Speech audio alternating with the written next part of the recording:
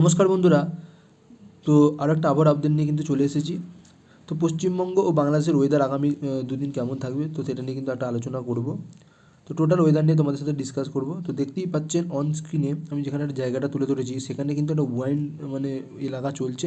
সেখানে কিন্তু প্রবল যে একটা ঘূর্ণাবর্ত সৃষ্টি হওয়ার কিন্তু আবারও কিন্তু পরিস্থিতি আছে, যার বর্তমান গতিবেগ মানে যে একটা ঘূর্ণাবর্তের মতো যে আকারটা আছে, সেটা কিন্তু গতিবেগ 50 কিলোমিটার মধ্যে আছে।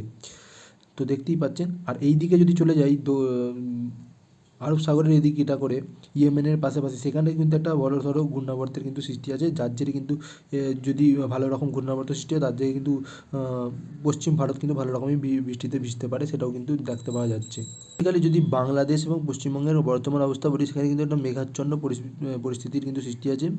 বৃষ্টিপাত বলায় তেমন কিছু উজ্জ্বল না থাকলেও বর্তমানে মেঘের অবস্থান যদি বলি, অল্প সদ্য মেঘের অবস্থান কিন্তু লক্ষ্য করতে পারা যাচ্ছে।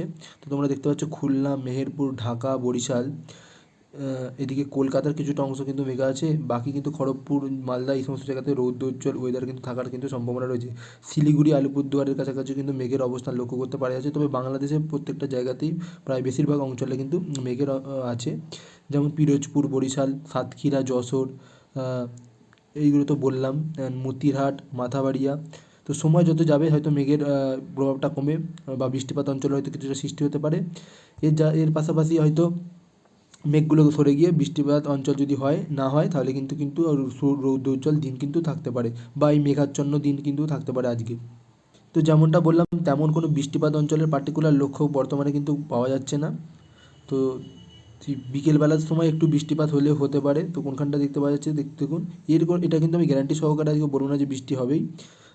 তবে যেটুকু লক্ষ্য করতে পারা যাচ্ছে সেটুকু আমি বলছি। এই ধানবাদ, কলকাতার সংলগ্ন কিছু জায়গাতে কিন্তু একটা বৃষ্টিপাত অঞ্চল দেখতে পাওয়া যাচ্ছে।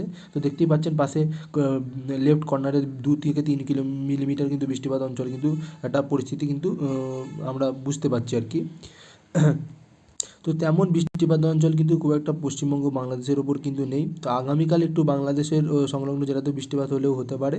তবে এর কোনো মানে পার্সেন্টেজ শতাংশ কতটা হতে পারবে তাটা কিন্তু আমি বলতে পারবো না। তো আগামী 2 দিন নর্মাল ওয়েদার কিন্তু থাকার সম্ভাবনা রয়েছে। ধীরে ধীরে কিন্তু আবারও আস্তে আস্তে কিন্তু একটা ঘূর্ণাবর্ত বলয় সৃষ্টি হবে, তারপরে কিন্তু বৃষ্টিপাত অঞ্চল কিন্তু সৃষ্টি হতে পারে। তো সর্বোচ্চ সর্বনিম্ন তাপমাত্রার কথা বলতে গেলে যদি আমি বলি, তো আমি ভিডিওটা সবসময় ছোটো রাখার মধ্যে চেষ্টা করি। তো জেলাগুলোর ওপর থেকে নর্মাল ভিউ দেখিয়ে তোমাদেরকে বলে দেওয়ার চেষ্টা করি বৃষ্টিপাত অঞ্চল হতে পারে কি না হতে পারে। তো ডিটেলে ভিডিও আরও বড় হয়ে যায়, তো আমি আর ধীরে ধীরে আস্তে আস্তে আরও জিনিসটা বাড়াবো। তো আগে একটু ভিডিওর কনসেপ্টগুলো সবাই ভালো লাগুক, সবাই কেমন লাগছে সেটা জানাক, তারা বলবো।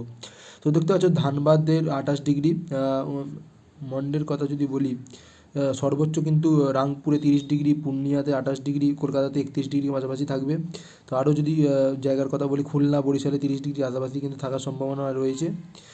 ঢাকাতে 30 ডিগ্রি, মালদা 29-30 ডিগ্রির মধ্যেই, ভাগলপুর, শিলিগুড়ি 29-30 ডিগ্রি, এবং আলিপুরদুয়ারেও 29-30 ডিগ্রির মধ্যে কিন্তু থাকার সম্ভাবনা কিন্তু রয়েছে।